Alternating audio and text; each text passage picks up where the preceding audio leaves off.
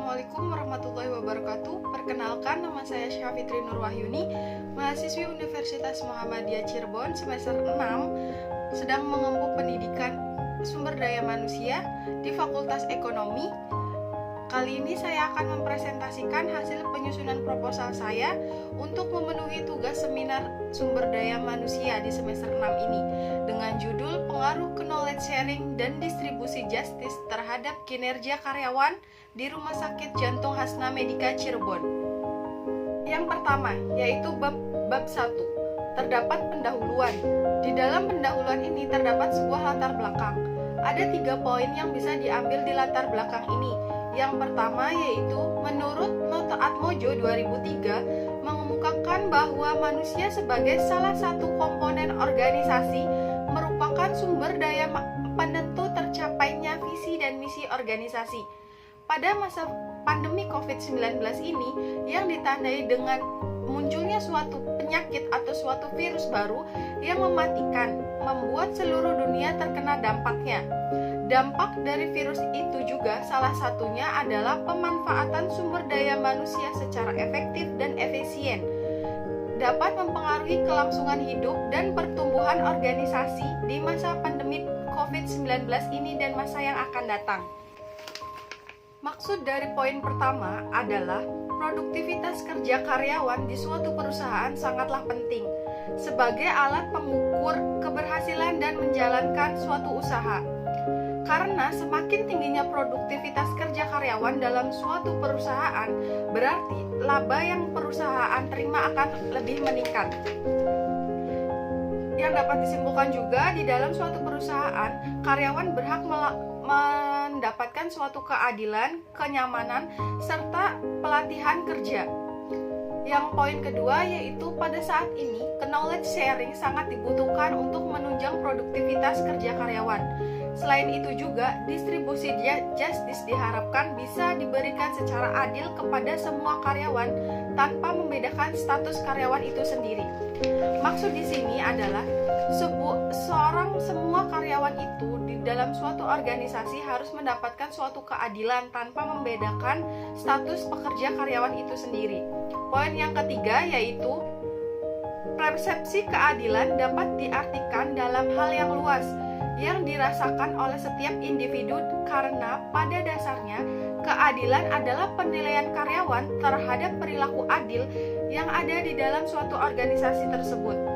Di dalam rumah sakit, garda terdepan adalah tenaga paramedis dan non-medis yang saling bekerja sama dan berkaitan satu sama lain untuk berlangsungnya pelayanan yang maksimal kepada pasien untuk menunjang mutu pelayanan di rumah sakit.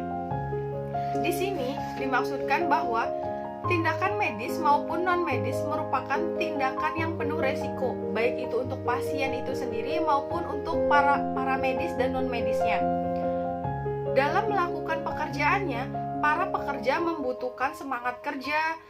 Semangat kerja ini bisa tumbuh kepada karyawan ketika karyawan mendapatkan fasilitas, keamanan, dan kenyamanan dalam bekerja, serta hubungan baik antar pekerja, pemimpin, dan ditanggapi dengan benar oleh manajemen di perusahaan. Oleh karena itu, alasan saya melakukan penelitian ini adalah ingin adanya pertukaran informasi yang sudah didapatkan oleh karyawan yang sudah melakukan pelatihan dengan karyawan yang belum melakukan pelatihan atau mendapatkan hak pelatihan. Selain itu juga, saya mengharapkan perusahaan lebih memperhatikan kebijakan yang sudah dikeluarkan oleh perusahaan agar diberlakukan adil kepada seluruh karyawan di Rumah Sakit Jantung Hasna Medika Cirebon. Slide selanjutnya, di sini terdapat tujuan penelitian yang masih berada di bab 1 di pendahuluan. Tujuan penelitian ini bisa saya simpulkan ada 4. Yang pertama yaitu untuk mengetahui pengaruh knowledge sharing terhadap kinerja karyawan di Rumah Sakit Jantung Hasna Medika Cirebon. Yang kedua, untuk mengetahui pengaruh distribusi justice terhadap kinerja karyawan di Rumah Sakit Jantung Hasna Medika Cirebon.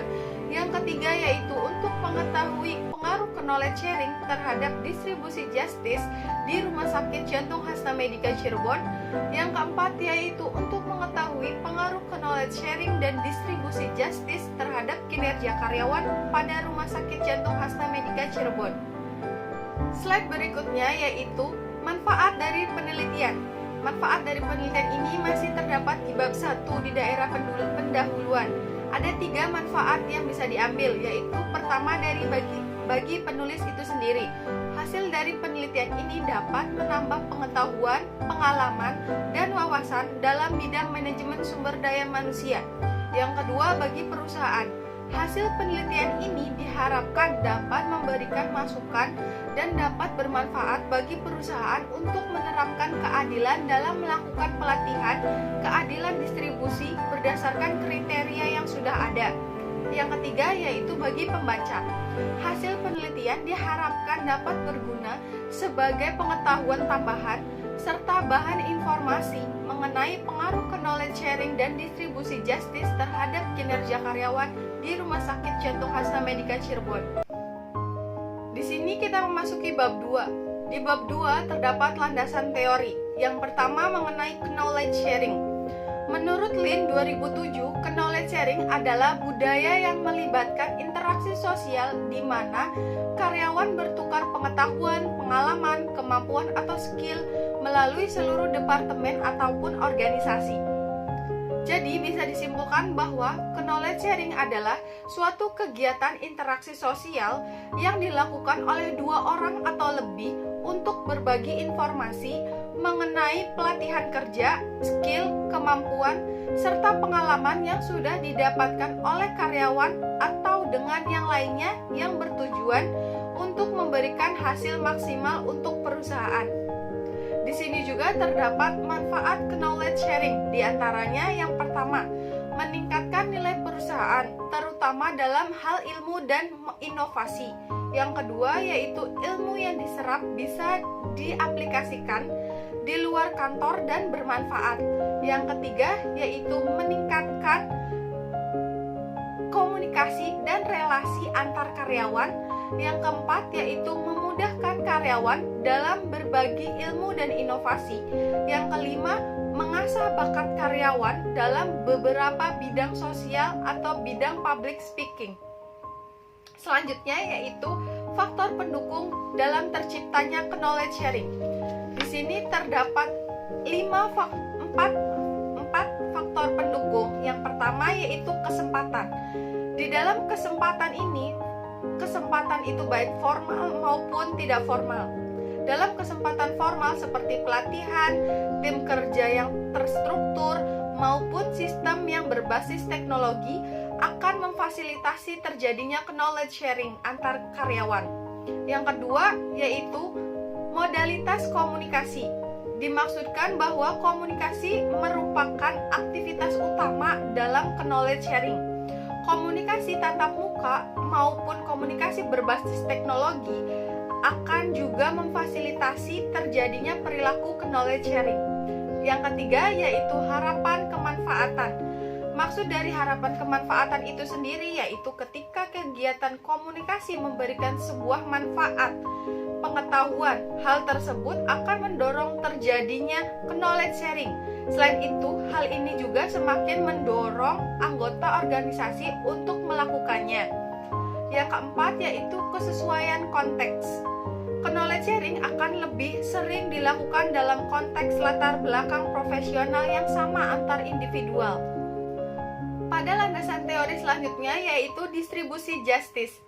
Di sini menurut Skemerhorn bahwa keadilan distributif adalah derajat tingkat di mana semua orang diperlakukan sama tanpa membedakan suatu ras, etnik, jenis kelamin, usia, atau karakteristik demografis lainnya. Menurut Noah Webster dalam Food Day 2007 halaman 91, justice merupakan bagian dari sebuah nilai atau value karena itu bersifat abstrak sehingga memiliki banyak arti dan konotasi.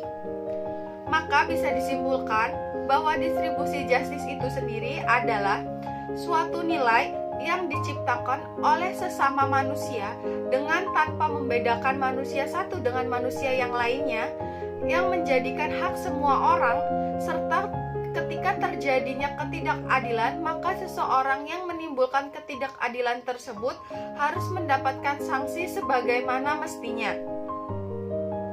Di sini terdapat teori-teori keadilan. Yang pertama yaitu teori atribusi. Teori atribusi yaitu teori yang bertujuan untuk mencari informasi tentang alasan seseorang melakukan suatu tindakan kesalahan dengan cara mendalami sifat seseorang ketika adanya suatu masalah dan untuk menentukan sebab dan kesalahan sifat tersebut. Yang selanjutnya yang kedua yaitu teori perbandingan sosial.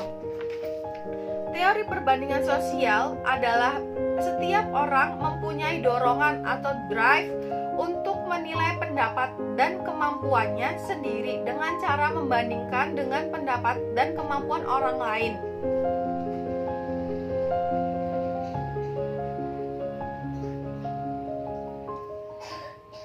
Selanjutnya yaitu teori self-interest model. Teori self-interest model yang dapat menjelaskan mengapa seseorang cenderung ingin diperlakukan sesuai dengan keinginannya dan sesuai dengan proses yang fair, serta berupaya berjalan sesuai keinginannya. Teori ini menjelaskan bahwa suatu subjek prosedur dikatakan adil bila mengkomodasi kepentingan individu. Ini dikemukakan oleh Fathur Rahman 2002 halaman 26. Landasan teori selanjutnya yaitu kinerja karyawan. Menurut Prawirosentono tahun 1999 menjelaskan bahwa kinerja adalah pekerjaan individu atau kelompok pada suatu organisasi yang sesuai dengan kekuasaan dan juga tanggung jawab masing-masing yang saling berusaha keras demi meraih tujuan utama perusahaan dengan tidak melanggar hukum, etis, ataupun norma. Kinerja karyawan itu sendiri adalah suatu hasil dari suatu proses yang dilakukan oleh individu mencakup kuantitas dan kualitas dalam bekerja hingga menghasilkan suatu hasil pekerjaan yang baik serta sesuai dengan kepercayaan yang diberikan kepada karyawan tersebut. Di dalam kinerja karyawan terdapat faktor yang mempengaruhi kinerja karyawan. Yang pertama yaitu sikap disiplin. Sikap disiplin adalah sikap yang paling mendasar yang harus dimiliki setiap karyawan. Setiap karyawan yang memiliki sifat disiplin maka akan mudah mentaati peraturan dan kebijakan yang sudah diterapkan oleh perusahaan. Selanjutnya yaitu motivasi kerja. Motivasi kerja adalah suatu sifat yang muncul di dalam diri karyawan itu sendiri untuk memberikan rasa semangat kerja yang muncul secara dasar ataupun tidak. Yang ketiga yaitu kompensasi atau insentif. Kompensasi adalah faktor yang terpenting dalam kinerja karyawan. Kompensasi atau insentif biasanya berbentuk bonus yang diberikan kepada karyawan. Yang keempat yaitu gaya kepemimpinan.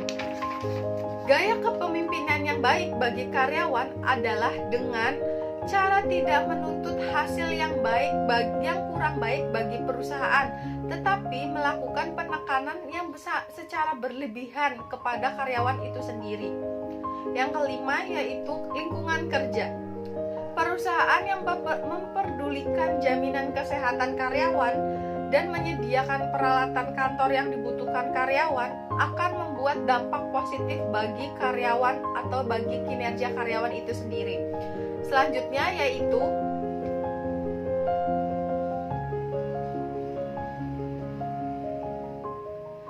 pelatihan terhadap karyawan. pelatihan sangat penting diadakan, apalagi karyawan baru yang perlu banyak bimbingan dalam bekerja. Sedangkan untuk karyawan lama, pelatihan bisa berguna untuk peningkatan kinerja seiring berjalannya waktu dalam bekerja. Slide berikutnya yaitu saya ambil dari penelitian terdahulu. Di sini ada 3 jurnal yang saya ambil dari penelitian terdahulu. Yang pertama yaitu Erwin Maratur Lumbana Raja pada Universitas Negeri Surabaya di tahun 2016 dengan judul penelitian pengaruh pelatihan dan kompensasi terhadap kinerja karyawan pada PT PLN Persero area Surabaya Timur. Hasil penelitiannya yaitu pelatihan dan kompensasi secara bersama-sama berpengaruh signifikan terhadap kinerja karyawan di PT PLN Persero area Surabaya Utara. Yang kedua yaitu dengan nama peneliti Resti Savitri Andara dan Hamidah Hayati Utami, Universitas Brawijaya tahun 2018. Judul penelitian pengaruh knowledge sharing terhadap kinerja karyawan PT Bank Rakyat Indonesia di kantor cabang Malangkawi. Dengan hasil penelitian, knowledge sharing berpengaruh secara signifikan terhadap kinerja karyawan pada PT Bank Rakyat Indonesia di kantor cabang Malangkawi.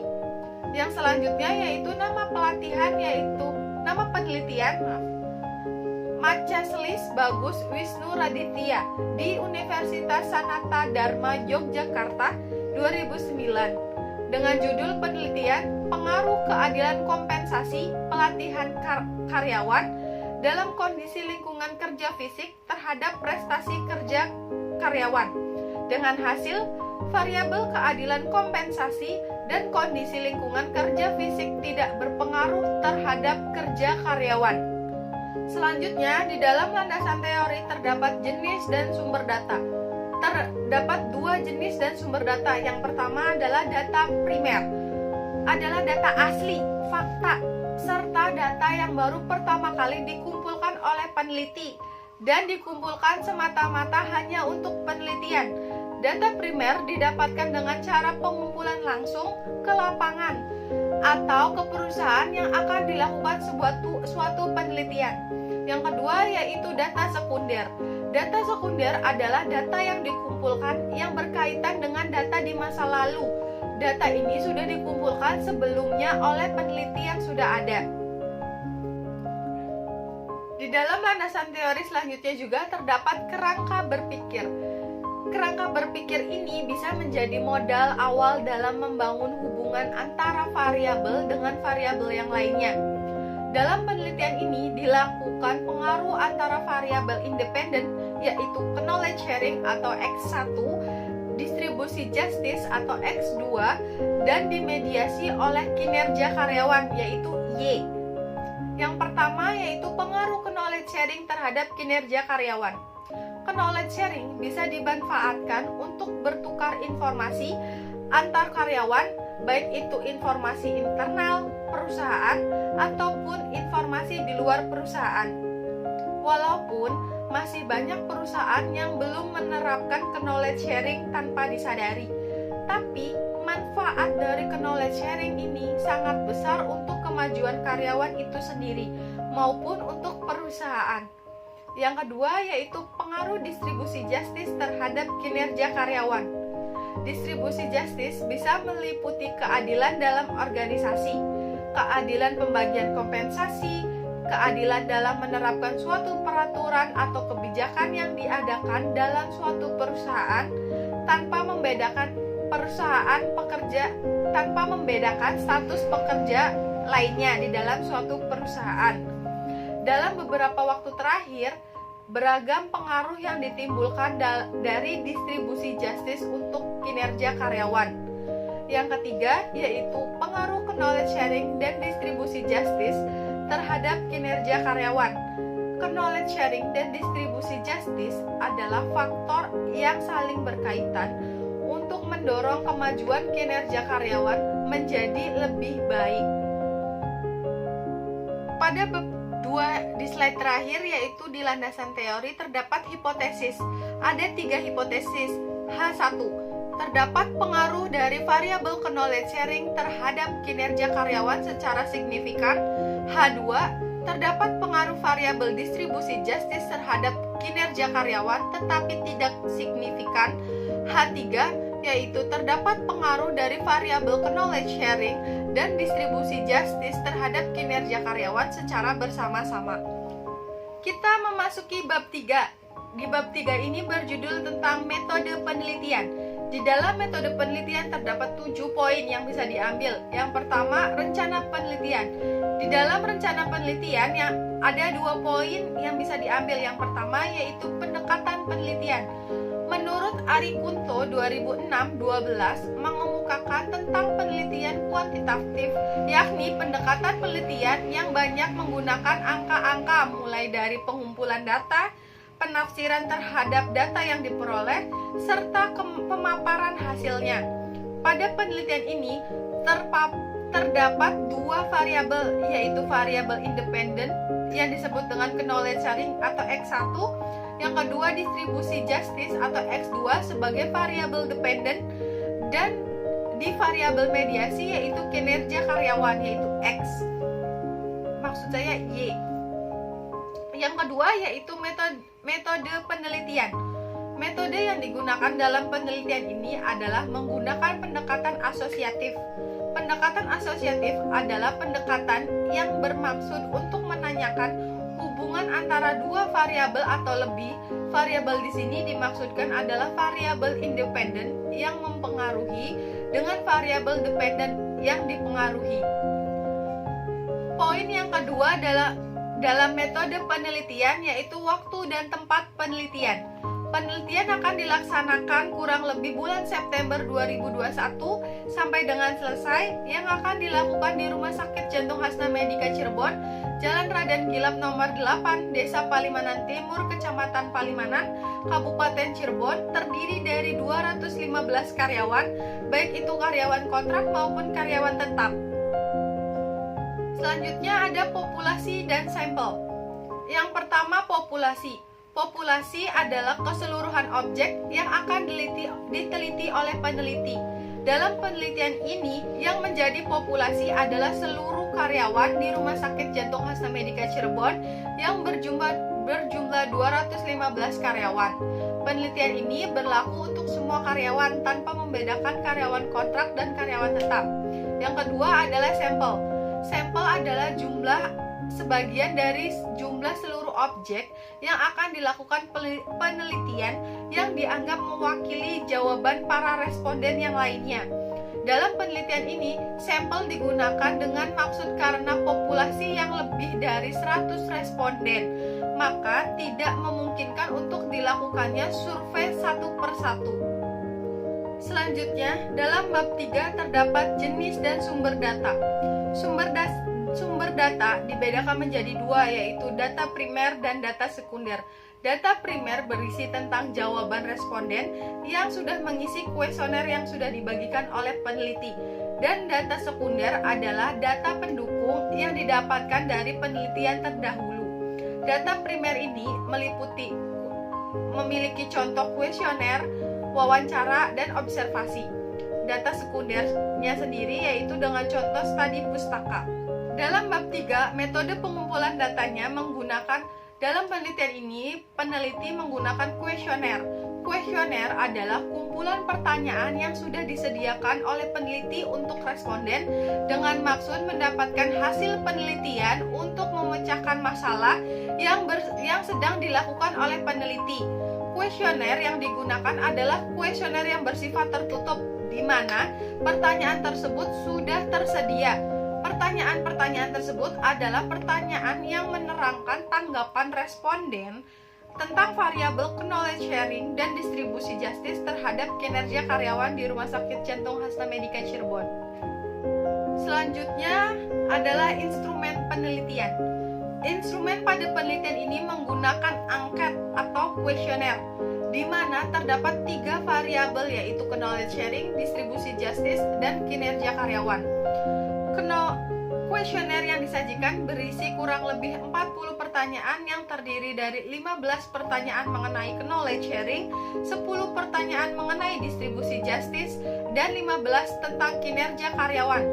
Penelitian ini akan dilakukan kepada kurang lebih 50 karyawan di Rumah Sakit Jantung Hasta Medica Cirebon. Terdapat instrumen penelitian, yaitu dengan keterangan sangat setuju, dengan arti sangat setuju, dengan nominal positif 5 dan negatif 1.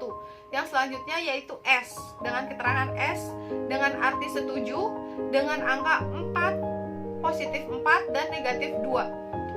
Keterangan selanjutnya yaitu KS atau kurang setuju, positif dengan nilai positif 3 dan nilai negatif 3. Keterangan selanjutnya yaitu TS atau tidak setuju, dengan nilai positif 2 dengan negatif 4. Dengan selanjutnya dengan keterangan terakhir yaitu STS atau sangat tidak setuju, dengan nilai positif 1 dan nilai negatif 5. Pada poin terakhir di bab 3 yaitu teknik analisa data. Yang pertama yaitu uji validitas dan uji reabilitas. Yang kedua metode analisa data meliputi analisis deskripsif, uji asumsi klasik, uji multikoliniaritas, uji heteroskedastisitas, uji normalitas, analisis regresi linear berganda, uji hipotesis yaitu untuk menguji nilai uji T dan nilai uji F. Dan yang ketiga yaitu koefisien determinasi atau R2. Demikian presentasi yang bisa saya sampaikan. Kurang lebihnya saya mohon maaf. Wabillahi taufik wal hidayah. Wassalamualaikum warahmatullahi wabarakatuh.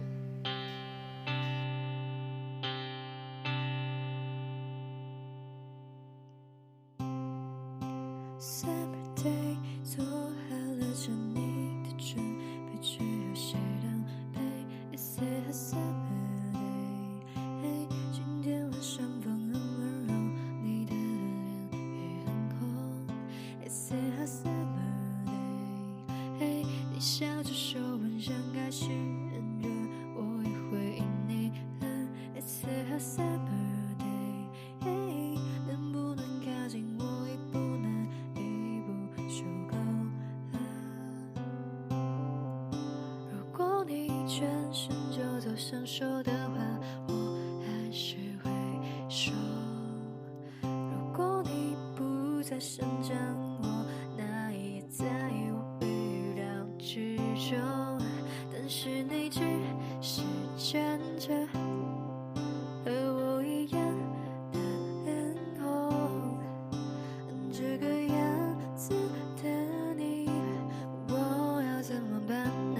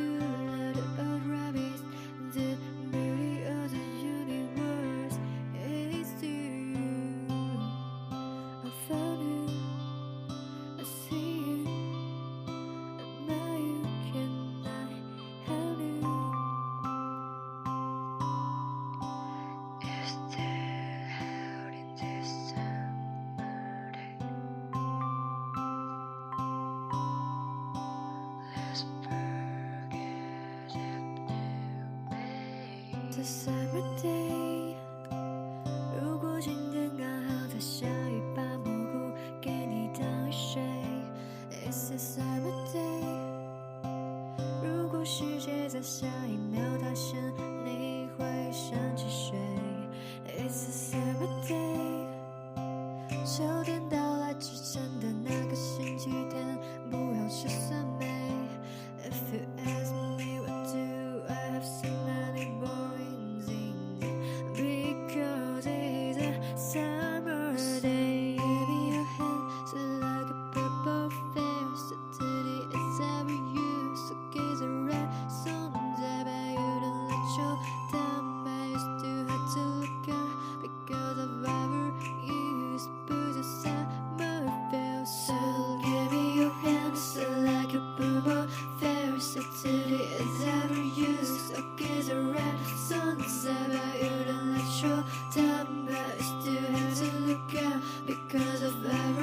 use, but a summer fair.